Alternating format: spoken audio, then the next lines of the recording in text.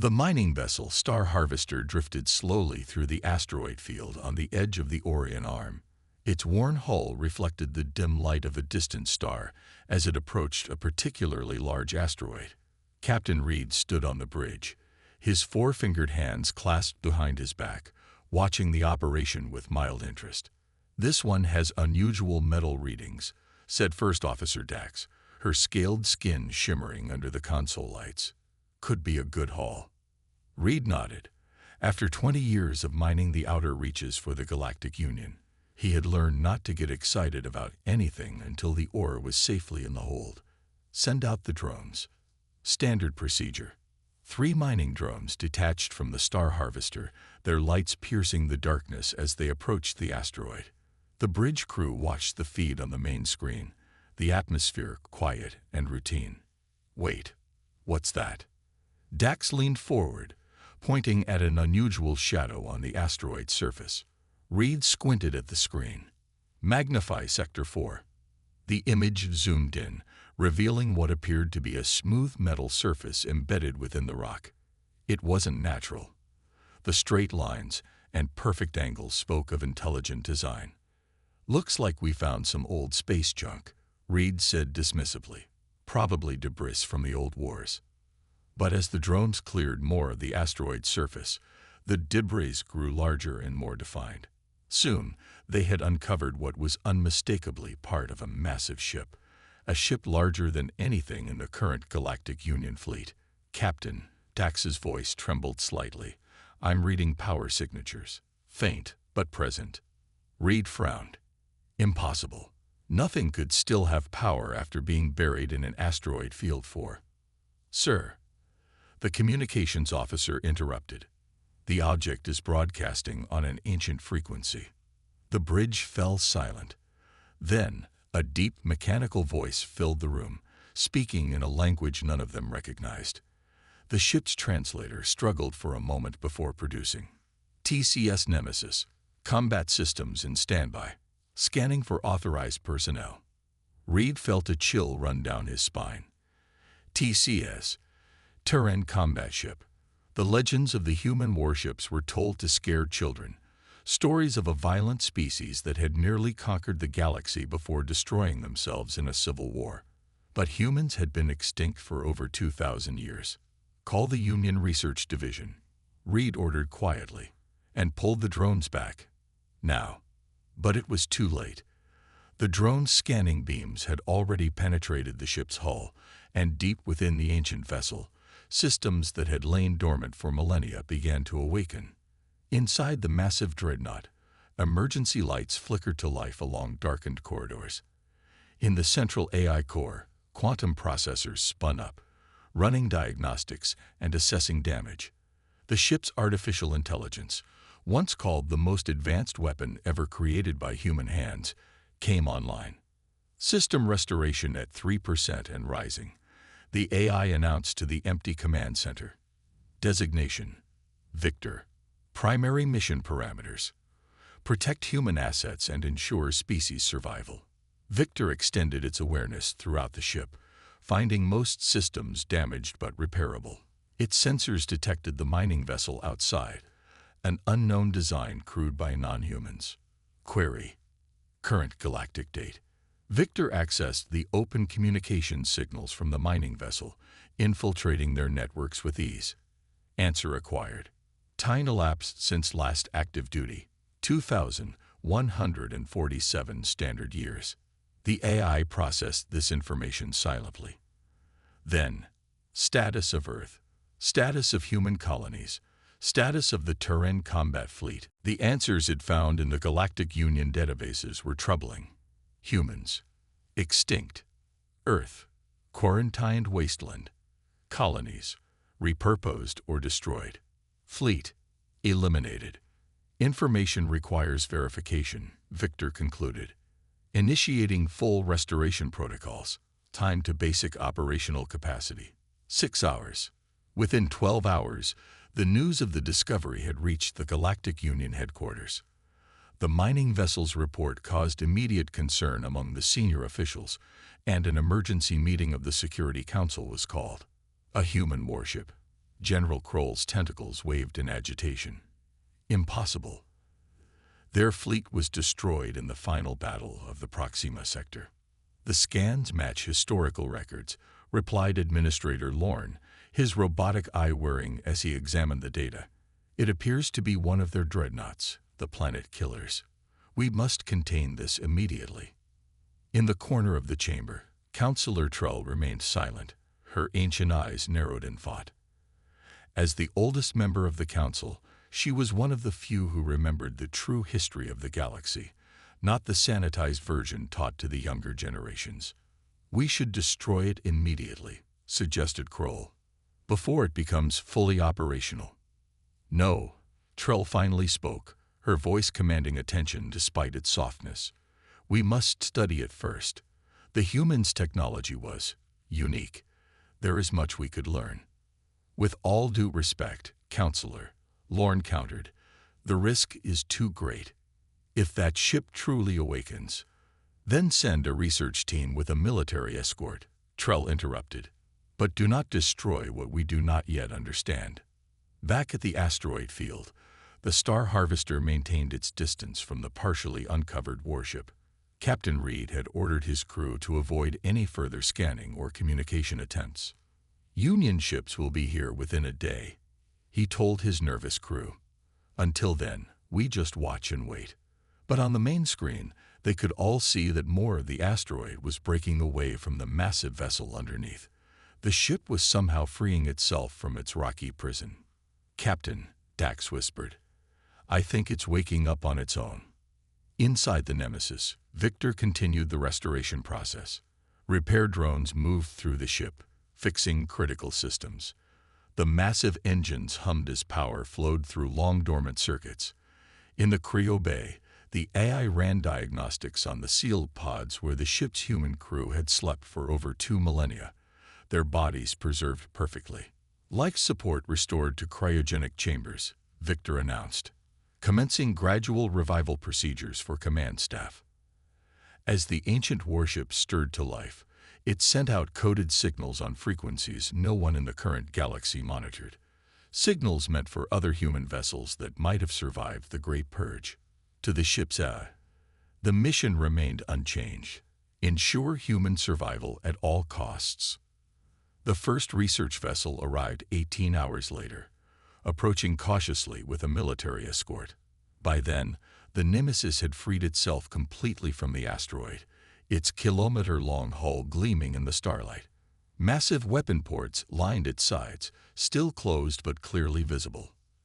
As the Union ships approached, the enormous dreadnought suddenly illuminated, thousands of lights blazing to life along its hull.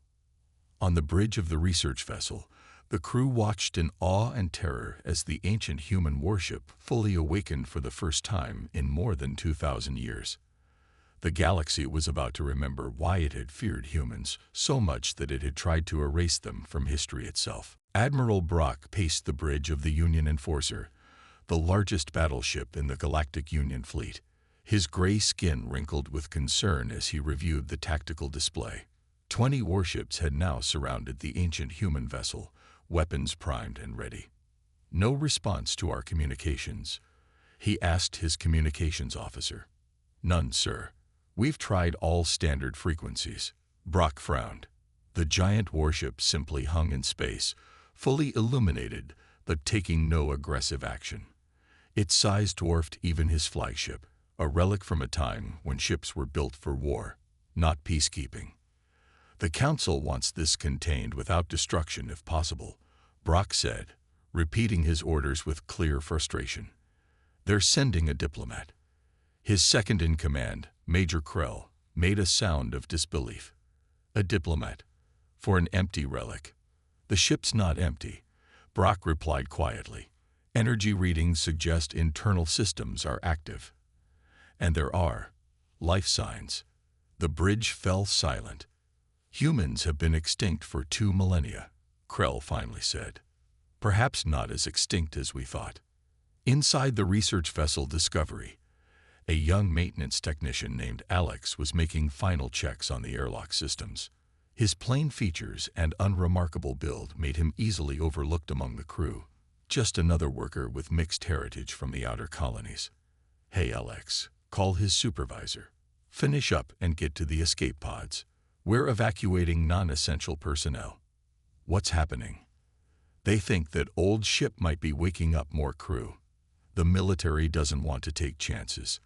Alex nodded, but instead of heading to the escape pods, his curiosity drew him toward the observation deck. He had always been fascinated by ancient technology, spending his free time studying historical records.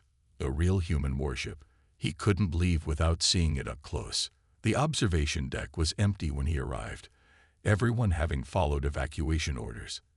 Through the massive viewport, Alex stared in awe at the Nemesis. Something about its design stirred a strange feeling within him, like recognizing a word on the tip of your tongue. As he watched, a small section of the warship's hull opened and a probe launched toward the research vessel. Warning: unknown object approaching, announced the ship's computer. All personnel proceed to emergency stations. Alex turned to run, but it was too late. A blinding light filled the observation deck, and he felt a strange pulling sensation. The last thing he saw was the deck dissolving around him. When Alex opened his eyes, he was lying on a cold metal floor in a dimly lit room. The architecture was unlike anything he'd seen before, angular and utilitarian, with strange symbols on the walls. "Scan complete," announced a deep voice, speaking the common language with an odd accent. "Subject contains partial human DNA markers, approximately 3% genetic match to baseline human." Alex sat up, disoriented. "Where am I? Who's speaking?" "You are aboard the Terran combat ship Nemesis. I am Victor, the ship's artificial intelligence." A holographic display materialized in front of Alex, showing what appeared to be his own genetic structure with certain segments highlighted. "You are partially descended from humans," Victor continued. "This is unexpected. Records indicated total human extinction. Humans have been gone for thousands of years," Alex said cautiously. "Everyone knows that." "Incorrect. Humans were not extinct but scattered and suppressed. Your existence confirms this hypothesis." Before Alex could respond, alarms sounded throughout the ship. "Attention! Hostile vessels have locked weapons. Combat protocols engage." On the bridge of the Union Enforcer, Admiral Brock received the report with growing alarm. "They've abducted someone from the research vessel, and now their weapon systems are powering up." "Yes, sir. All ports are opening. Energy readings are off the charts." Brock knew what he had to do. "All ships, battle formation. Prepare to fire on my—" "Sir," interrupted his communications officer.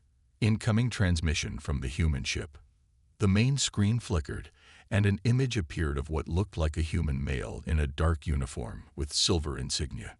His face was stern, with short gray hair and eyes that seemed to hold ancient wisdom. "This is Commander Marcus of the TCS Nemesis," the figure announced. "We have detected hostile intent from your vessels. Be advised that any aggressive action will be met with proportional response." Brock stepped forward. "This is Admiral Brock of the Galactic Union. You have illegally seized one of our citizens. Return them immediately." The human's expression didn't change. "The individual in question has human ancestry and is therefore under our protection. We seek peaceful dialogue, but will defend ourselves if necessary." The transmission ended abruptly. "Sir," Major Krell whispered, "that was a real human. They've survived somehow." Brock stared at the massive warship. "The Council needs to know. Now." In the Grand Chamber of the Galactic Council, Councillor Trell faced the accusations of her colleagues. "You knew they might still exist." General Kroll's voice boomed across the chamber. "You've always blocked our efforts to thoroughly investigate the quarantine zones." Trell remained calm. "I suspected, but had no proof. The humans were too resourceful to be completely eradicated, and now one of their warships has awakened," stated Administrator Lorne. "A ship with weapons that could destroy entire planets. The question," Trell said quietly, "is why now? After all this time." The council fell silent as a messenger entered and whispered urgently to Lorne. The administrator's mechanical eye widened. Admiral Brock reports that the humans claim to be protecting someone with human ancestry, one of our own citizens. Trell closed her eyes briefly. Then it begins. What begins? Demanded Kroll. The reckoning, she replied. The humans always said they would return if any of their descendants were threatened. It was why the purge protocols were so thorough in erasing their history, to ensure their scattered children would never learn their heritage. What are you saying? I'm saying that our ancestors didn't just try to kill all humans. They tried to erase humans from history itself. Trell stood slowly, but it seems they failed. And now the humans have returned to reclaim their legacy. Back on the Nemesis, Alex followed Commander Marcus through the corridors of the massive ship. Crew members were emerging from cryo chambers throughout the vessel, confused but quickly adapting as Victor briefed them on their situation. I don't understand, Alex said. If humans weren't extinct, where have they been all this time? Marcus's face was grim, hidden, scattered, surviving. The war that supposedly wiped us out was actually just the beginning. When the allied species realized they couldn't defeat us conventionally, they'd resorted to biological warfare and historical erasure. They entered a massive chamber filled with holographic displays showing star charts and data streams. Victor was accessing the Galactic Union's networks, filtering through thousands of years of history. Commander, the AI announced, I have located references to 17 potential human enclaves in restricted sectors. Additionally, I have identified genetic markers similar to Alex's in populations across 23 worlds. Marcus nodded. They didn't kill us all. They just made us forget who we were. Alex stared at the displays, a strange feeling of connection growing within him. What happens now? Now. Marcus turned to him, determination burning in his eyes. Now we remind the galaxy why they feared us, and why they should have finished the job when they had the chance. Outside, the standoff continued as more Union ships arrived. But inside the ancient warship, a plan was forming.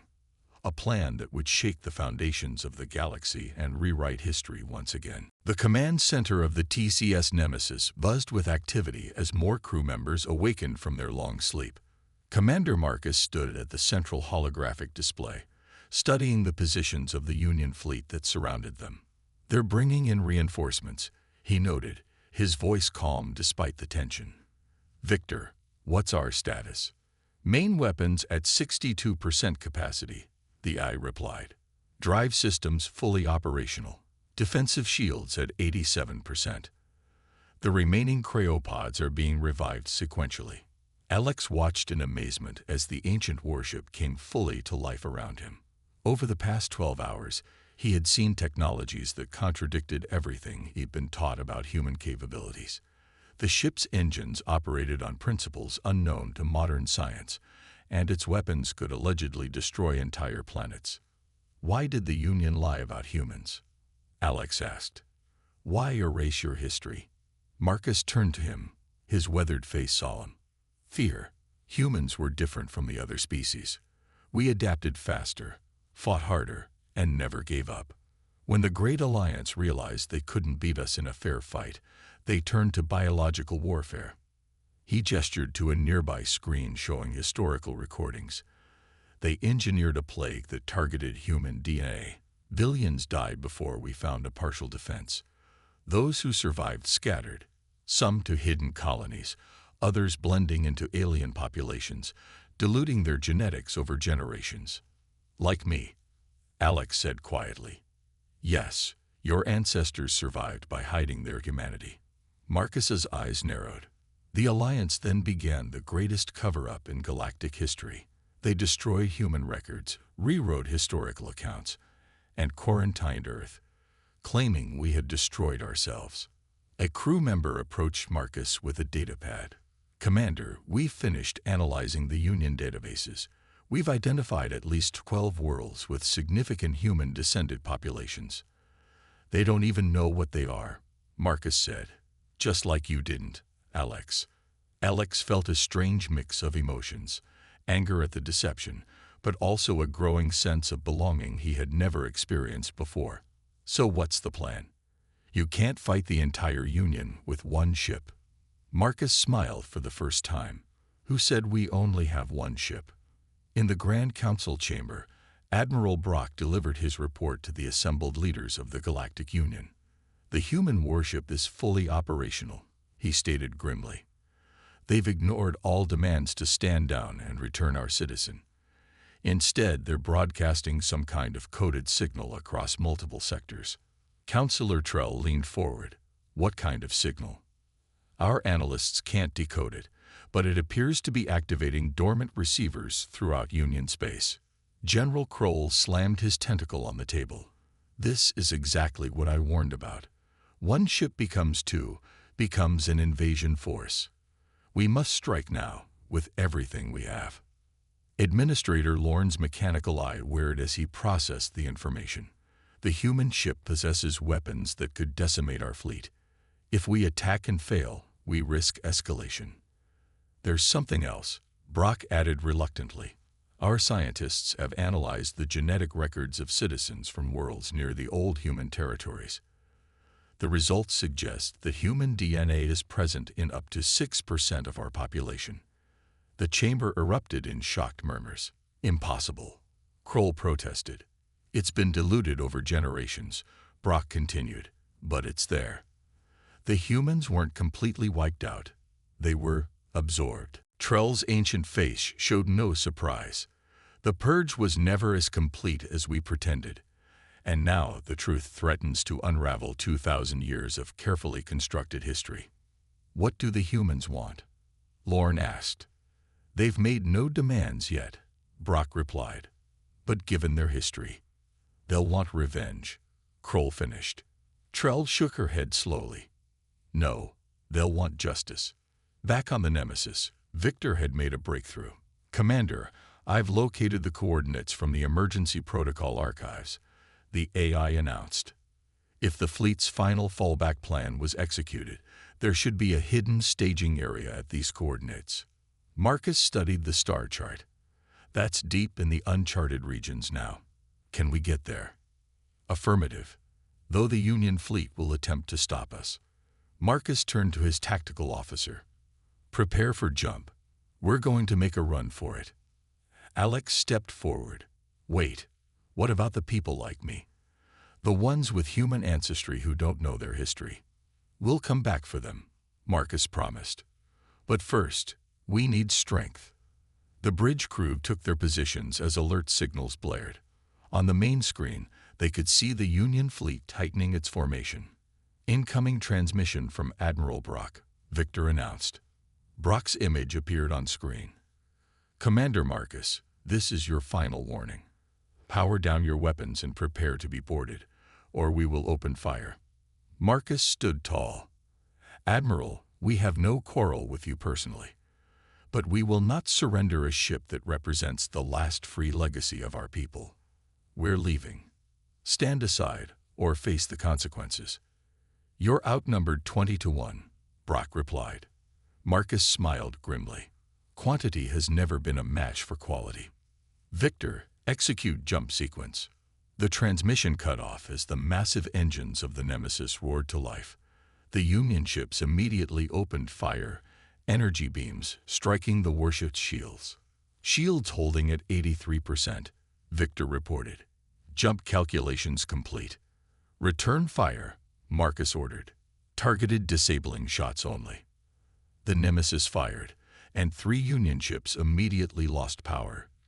Drifting helplessly, the precision of the ancient weapons stunned the Union fleet, creating momentary confusion. Now, Marcus commanded, jump. Space seemed to fold around the massive warship as it engaged its faster-than-light drive, technology far beyond current Union capabilities. In an instant, the Nemesis vanished, leaving the stunned Union fleet behind. The journey to the coordinates took 3 days. Alex spent the time learning about true human history from the ship's archives. He discovered stories of human courage, innovation, and determination that had been erased from galactic records. For the first time in his life, he felt pride in his heritage, however diluted it might be. When they finally arrived, the Nemesis dropped out of jump space near a dense nebula that didn't appear on any modern star charts. "Sensors show nothing," reported the tactical officer. "Just gas and cosmic dust." Marcus nodded. "Victor, transmit the legacy authentication codes." The AI sent out a signal, a complex pattern of energy pulses directed into the heart of the nebula. For several long moments, nothing happened. Then suddenly, the nebula began to shift. What had appeared to be random cosmic dust started moving with purpose, revealing a massive structure hidden within, a space station of incredible size.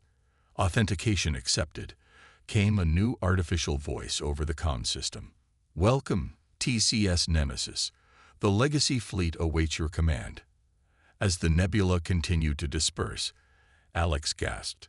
Hidden within the cosmic clouds were not one or two ships, but hundreds, an entire fleet of human warships in perfect preservation, maintained by automated systems for 2 millennia, waiting for the call to arms. Marcus placed a hand on Alex's shoulder. "Now you see why they tried to erase us from history. This isn't just our legacy, Alex. It's yours too. And with it, we're going to reclaim our place in the galaxy." The ancient fleet began powering up, thousands of lights flickering to life across the massive vessels. After 2,000 years of hiding and waiting, humanity's legacy was about to return to a galaxy that had tried to forget them. And this time, they would not be denied. News of the Nemesis escape spread quickly through the Galactic Union. On dozens of worlds, people gathered around information terminals, hungry for any details about the legendary human warship. The official Union broadcasts downplayed the incident, describing it as an archaeological curiosity that posed no real threat. But underground networks told a different story. In the worker districts of New Centauri, the largest industrial world in the Union, factory laborer Tam watched an illegal broadcast with his friends. The grainy footage showed the massive human ship vanishing into jump space after disabling 3 Union vessels with surgical precision. "They say it's just one ship," whispered Dora, Tam's co-worker. "But why is the council calling an emergency session?" Tam said nothing, but his hand unconsciously touched the old pendant he wore, a family heirloom with strange symbols that no one could translate, symbols that looked remarkably similar to the markings on the hull of the Nemesis. In the council chambers, the emergency session had devolved into chaos. "We must mobilize the entire fleet," General Kroll demanded, his tentacles lashing about in agitation. "If the humans find more of their kind, or worse, more of their ships." "And go where?" Administrator Lorne interrupted. "We have no idea where they've gone. The tracking systems couldn't follow their jump technology." Councillor Trell sat quietly, watching her colleagues panic. When she finally spoke, her voice cut through the noise like a blade. "The humans have always been among us," she said. "Our ancestors didn't just fail to eradicate them. They deliberately preserved some." All eyes turned to her. "What are you saying?" Kroll demanded. "I'm saying that certain factions within the old alliance recognize the value of human adaptability. Instead of killing them all, they captured some, altered their appearance over generations through genetic manipulation, and integrated them into our society as workers, soldiers, and engineers." Lorne's mechanical eye whirred rapidly. "This is treason. You speak of classified information. Information that will soon become irrelevant." Trell replied calmly. "Because if that ship is broadcasting the truth to those with human ancestry, the carefully constructed lies of the past 2,000 years will crumble." "How many?" Admiral Brock asked quietly. "How many potential humans are living among us?" Trell's ancient eyes met his. "Enough to change everything." Aboard the Nemesis, Commander Marcus stood before the assembled officers of the newly awakened Legacy Fleet. 20 ship captains had been revived, each commanding vessels that represented the pinnacle of human military technology from 2 millennia ago. "Our mission is not vengeance. Marcus told them, his voice firm. We were soldiers sworn to protect humanity, not to destroy others. The galaxy has changed while we slept. Our enemies are now the established power and our people. He paused. Our people don't even know who they are. Captain Rivera of the battleship Thunderchild stepped forward. What exactly is the plan, Commander?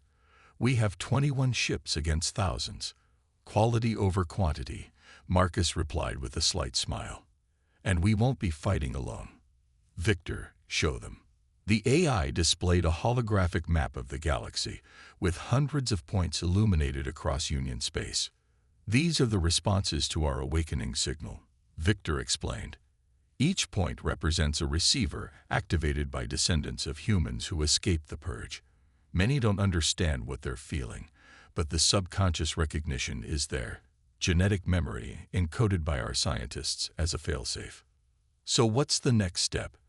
Asked Captain Ortiz of the carrier Defiance. Marcus nodded to Alex, who stepped forward nervously. We broadcast the truth, Alex said, not just to those with human DNA, but to everyone in the Union. We show them how their history was stolen and rewritten. And then, Marcus continued, we head to Earth. In his small apartment on New Centauri, Tam couldn't sleep. The pendant around his neck had grown uncommonly warm after the news broadcasts, almost as if it were alive. He held it in his palm, studying the strange symbols that his grandmother had told him were just decorative patterns. A soft chime from his information terminal drew his attention. The screen showed an incoming transmission on an unusual frequency. Curious, Tam accepted it. The screen filled with the face of a human male, similar to Tam's own species, but with subtle differences. My name is Commander Marcus of the Terran combat ship Nemesis, the figure said. If you're receiving this message, you carry within you the legacy of Earth, of humanity. What you've been told about your history is a lie. Tam sat transfixed as images began to play. Scenes of a blue-green planet called Earth, of human achievements and civilization, and finally of the great betrayal, the biological weapons, the scattered survivors, the systematic erasure of human history. Your ancestors survived by hiding, by changing, by forgetting. Marcus continued. But the time for hiding is over. We have returned to reclaim our legacy and to free those who descend from our people. You are not alone. As the message ended, Tam's pendant suddenly split open, revealing a small data crystal that glowed with inner light. Somehow, he knew exactly what to do with it. Similar scenes played out across hundreds of worlds as the Legacy Fleet's message spread through the Union. Devices hidden for generations activated, revealing the truth to those with human ancestry. Some rejected it, but many felt an instant connection, an explanation for the feeling of difference they had carried their whole lives. The Union authorities scrambled to block the transmissions, but the human technology was too advanced, bypassing their security as if it didn't exist. In orbit around New Centauri, the Union cruiser Vigilance detected an unusual energy surge from the planet's surface. Captain, the sensor officer reported, we're picking up unauthorized transmissions from multiple points on the surface. And there's something else. He hesitated, some kind of energy pattern forming in the upper atmosphere. Captain Duran frowned. Show me. The main screen displayed what appeared to be random energy fluctuations across the planet. But as they watched, the pattern began to organize itself, forming a massive network. What in the void is that? Duran whispered. His question was answered when the energy network suddenly pulsed, sending a focused beam into space, directly toward the coordinates where the Nemesis had disappeared. It's a beacon, the science officer realized with horror. They're calling the humans here. In the hidden base station of the Legacy Fleet, Alex watched as more signals appeared on the galactic map. They're responding, he said in awe. Hundreds of them. Marcus nodded. Each signal contains data, the locations of hidden caches, the identities of those with significant human DNA, the position of Union military assets. He turned to the assembled captains. We now have the intelligence we need for the next phase. What about Earth? Alex asked. You said we were going there. "We are," Marcus confirmed. "According to these signals, the Union maintains a quarantine fleet around Earth. They claim it's to contain the plague that destroyed humanity, but our sources indicate they're actually guarding something else." "What?" Marcus's eyes gleamed with determination. "The rest of our fleet. The ships that were protecting Earth when the final attack came. The Union couldn't destroy them, so they trapped them in a temporal stasis field." Alex stared at him. "How many ships?" "Hundreds," Marcus replied, "including the TCS Avalon, our flagship and the most powerful human vessel ever built." On the main display, a new alert appeared as Victor processed incoming data. "Commander," the AI announced, "the Union has dispatched their main battle fleet to Earth. They appear to know our intentions." Marcus smiled grimly. "Then we'll meet them there." It's time the galaxy remembered why they feared us, and why they should have respected us instead. The captains returned to their ships as the Legacy fleet prepared for jump. Alex found himself assigned as Marcus's aide, his unique position as a bridge between old humanity and the new galaxy making him invaluable. As the Nemesis led the fleet into jump space, Alex felt a strange sense of destiny. He was part of something momentous, the resurrection of a people long thought dead, but who had merely been waiting for the right moment to return. The Galactic Union had trembled at the awakening of one human warship. They were about to face hundreds. Earth hung in space like a forgotten jewel, its blue oceans and green continents visible beneath swirling white clouds. Once the cradle of humanity, it had been under quarantine for 2,000 years, surrounded by a ring of Union monitoring stations and defense platforms. The official story claimed the planet remained contaminated by the plague that had destroyed human civilization. It was a lie. Admiral Jack stood on the bridge of the Union Defender, the flagship of the largest battle fleet ever assembled by the Galactic Union. 300 warships formed a defensive sphere around Earth, weapons primed and shields at maximum power. "Any sign of them?" Jax asked his sensor officer. "Nothing yet, Admiral. Our long-range scanners are at maximum sensitivity." Jax nodded tightly. The Council had been clear: stop the human fleet at all costs. The stakes had never been higher. If the humans reached Earth and discovered what was hidden there. "Admiral," the sensor officer suddenly called out. "Multiple jump signatures detected. They're here." Space rippled as the Legacy fleet emerged from jump space, 21 warships facing off against hundreds. At their head was the Nemesis, its massive form dwarfing most of the Union vessels. "They're outnumbered 15 to 1, Jax observed. "This will be over quickly. Open fire." The Union fleet launched a devastating barrage, energy weapons and missiles streaking across space toward the human ships. But instead of attempting to dodge or return fire, the human vessels formed a tight formation. "What are they doing?" Jax wondered aloud. His question was answered when a blinding light erupted from the Nemesis, spreading outward to encompass the entire human fleet. When the light faded, the Legacy fleet was still there, completely unharmed. "Impossible," Jax breathed. No shield technology could withstand that kind of firepower. "Admiral," his communications officer called out, "we're receiving a transmission from the human commander."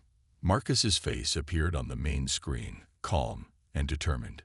"This is Commander Marcus of the Legacy fleet. We have not come to destroy you, but to reclaim what is ours. Stand down your weapons and withdraw from Earth orbit." "You're outnumbered and outgunned," Jax replied. "Surrender now, and your crews will be treated fairly." Marcus smiled slightly. "Look again, Admiral." Jax turned to his sensor officer, who was staring at his screen in shock. "Sir, we're detecting new energy signatures, hundreds of them, all around Earth." On the main display, points of light began to appear around the planet as dormant systems activated. The stasis field that had contained Earth for 2 millennia was failing, segment by segment. And rising from the planet's surface were ships, hundreds of massive warships, their designs similar to the Nemesis, but even larger.